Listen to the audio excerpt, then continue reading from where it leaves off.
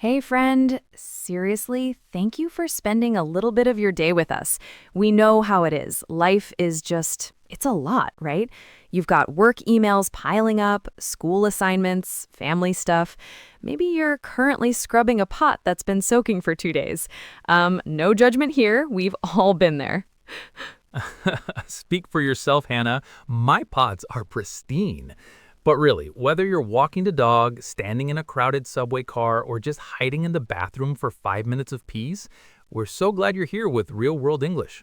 Exactly. We don't want to waste your time with the pen is on the table kind of English. We want to help you navigate the messy, fast, unpredictable world.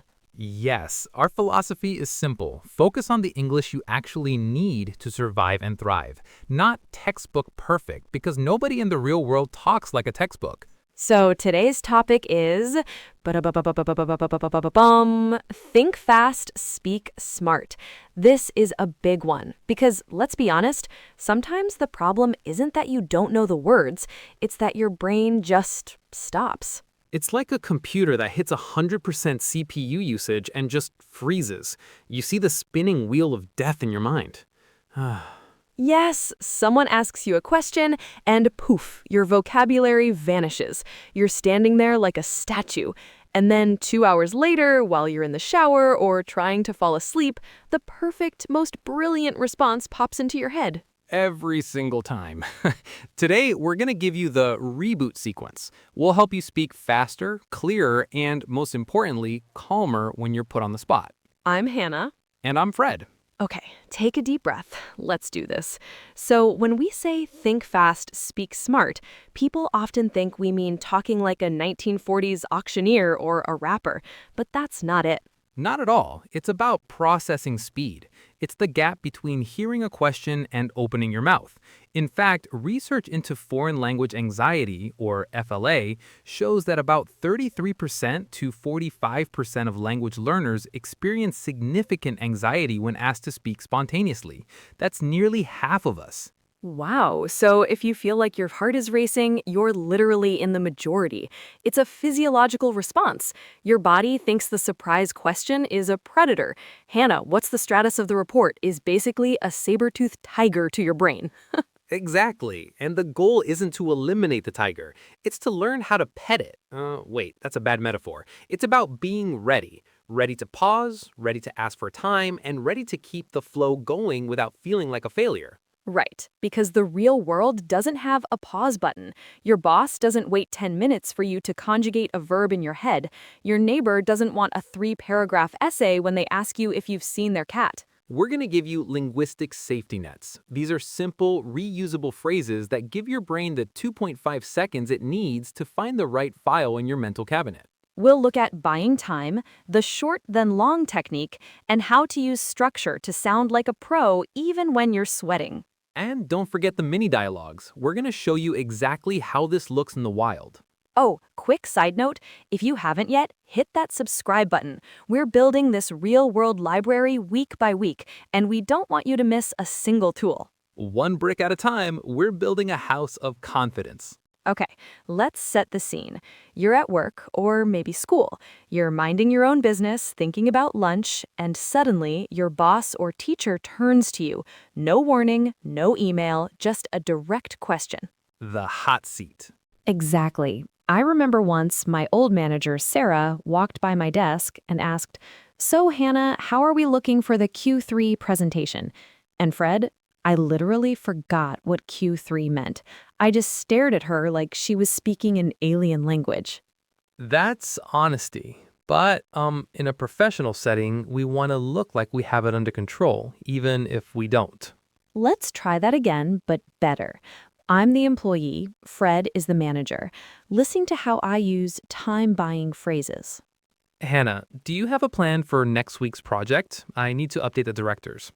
Yes, good question. Let me think for a second. Okay, so first, I'm planning to finish the initial draft by Tuesday afternoon, then I'll send it over to Sam for feedback on Wednesday. Sounds like a solid start. And what about the final version? We need it for the Friday meeting. Right. If the feedback from Sam is quick, I can definitely have the final version ready by Friday morning. Great. Any risks we should be worried about? The only real risk is timing. If Sam is tied up with his own deadlines, I might need an extra day to incorporate his notes. Thanks for being clear, Hannah. Keep me posted. No problem at all. Much better than staring blankly, right? Way better. Let's look at the magic phrases there. The first one, let me think for a second. That is the ultimate get-out-of-jail-free card. It's natural, even native speakers use it. It tells the other person, I am processing your request, so they don't think you're ignoring them. Let's break down the sound. Let me think for a second. It's smooth. It buys you exactly enough time to breathe. And then notice the structure. I didn't just ramble. I used first, then, and. This is huge. When you're nervous, your brain wants to give a word salad, just a bunch of words thrown together. Structure is the bowl that holds the salad. I like that. Structure is the bowl. Also, we use the word risk, R-I-S-K. In business, people love talking about risks. It makes you look like a big picture thinker. Instead of saying, I might be late, saying the risk is the timing sounds much more professional. So technique number 1, short answer first, then one detail. Don't try to explain your whole life story. Just give the what and the when. Let's practice that main phrase together. Repeat after me. Let me think for a second. One more time with feeling. Let me think for a second. Okay, let's move to social life. This can be even trickier because emotions are involved. Someone invites you somewhere and you feel the pressure to say yes immediately because you want to be liked. But then you realize you're exhausted and just want to watch Netflix in your pajamas. Exactly. Or like I said earlier, you have noodle hair. I'm still trying to visualize how the noodles get in the hair, Hannah. It's a talent, Fred. Anyway, here's the scenario. You're in your apartment building and a neighbor, someone you like but aren't super close with, invites you to a last-minute dinner. I'm the neighbor with the invitation. Fred is the one being put on the spot. Hey, Fred.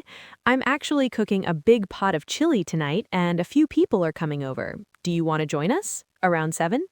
Oh, wow, that's really kind. Thanks so much for inviting me. Of course, we'd love to have you. I'm not sure yet if I can make it. I have a few things I need to finish up. What time did you say? Around 7, but honestly, you can drop by whenever. Okay, got it. I might be able to, but I need to check one thing. No worries at all. If I can make it, I'll text you by 5 to let you know. And if I can't, I hope you guys have a blast. That chili sounds amazing. Sounds good. See you later. That was so smooth, Fred. You didn't say no, but you didn't commit to something you might regret. Exactly. Let's look at the first shield I used. That's really kind. Thanks for inviting me. This is a buffer. It sets a positive tone so that whatever comes next, even a no, doesn't feel like a rejection. Then I used, I'm not sure yet. This is an honest, low-stress way to say, I need to think. And the best part, the exit strategy. You said, I'll text you by 5. That gives you a clear deadline to make a decision in private without the neighbor staring at you. Reliability is key in the real world. If you say you'll text by 5 and you actually do it, people will respect you, even if the answer is, I can't come. Let's look at the word yet. Y-E-T. It's a tiny word, but it's powerful. It means not now, but maybe later. It keeps the door open. Uh-oh, I'm sensing another teacher moment coming on. You know me too well. Let's dive into the practice. Okay, it's time to get those vocal cords moving. Don't just listen, actually say these out loud. If you're on the bus, just whisper them. People will think you're a secret agent. Repeat after me. We'll do it at a normal speed first, then slow. Number 1, let me think for a second. Slowly, let me think for a second. Number 2, can you say that again, please? Slowly, can you say that again, please? Note, using again is better than just saying, what? Number 3, good question. Simple. It gives you 1.5 seconds of pure thinking time while looking smart. Number 4, I'm not sure yet, but I'll find out. The professional way to say, I don't know. Number 5, here's what I think. A strong signal that you are about to give an opinion. I'm going to give you a scenario. You have 3 seconds to start your answer out loud. Scenario 1. A coworker says, "Hey, do you have the numbers for the marketing budget?" Go. You could say, good question. Let me check that for a second. Scenario 2. A friend asks, "Do you want to go hiking at 6 a.m. this Saturday?" Go. You could say, that's really kind, but I'm not sure yet. Can I let you know by Friday? Scenario 3. Your teacher asks, "What was the main theme of the chapter we read?" Go. You could say, let me think for a second. I think the main theme was, great job. It's all about the start. If you start strong, the rest of the sentence usually follows. Let's take a quick stroll through our word tour. These are the MVP, most valuable phrases, from today's episode. We've got 10 items today. Let's go. First one is buy time, which means to get extra moments to think. An example of that is, I used a filler word to buy time during the interview. The second one is suddenly, which means happening without warning. An example of that is, the rain started suddenly and I didn't have an umbrella. The third one is no warning, which means unexpected. An example of that is, the pop quiz came with no warning. The fourth one is structure, which means the arrangement of parts. An example of that is, her speech had a very clear structure, past, present, and future. Fifth is join. It means to participate or come along. An example of that is, would you like to join our study group? Sixth is feedback, which means helpful information or criticism. An example of that is, I really appreciate your feedback on my presentation. The seventh is final version, which means the finished product. Example, don't print it yet. This isn't the final version. Number 8 is reliable, meaning someone you can count on. Example, Fred is very reliable. He's never late. Ninth one is make it, which means to be able to attend. An example of that, I'm so sorry I can't make it to the party tonight. Last one is let me know, which means tell me later. Example, let me know when you're ready to leave. And our word of the day is structure. Because honestly, communication is like building a house. Without a frame, it all falls down. When you're nervous, lean on structure. First, second, finally. We want to hear from you. Leave a comment using the word structure in a sentence. Tell us about your day, your goals, or even your favorite sandwich. Well, friend, we've covered a lot today. We talked about the spinning wheel in our brains, how to buy time like a pro, and why it's okay to be a maybe person sometimes. Remember, even native speakers get tongue-tied. The difference is they have the tools to recover. Now, you have them too. Don't be too hard on yourself. Learning a language is a marathon, not a sprint. And honestly, some days just having the laundry folded is a win. Speaking English is just the cherry on top. Ugh, I still have 3 baskets of laundry waiting for me at home. See, even Fred has a laundry monster. It's true. Thank you for letting us be part of your journey. If this helped you, please share it with a friend, a classmate, or even that neighbor you almost said yes to. Keep practicing. You're doing better than you think. We'll see you in the next episode. Bye for now. Bye, everyone.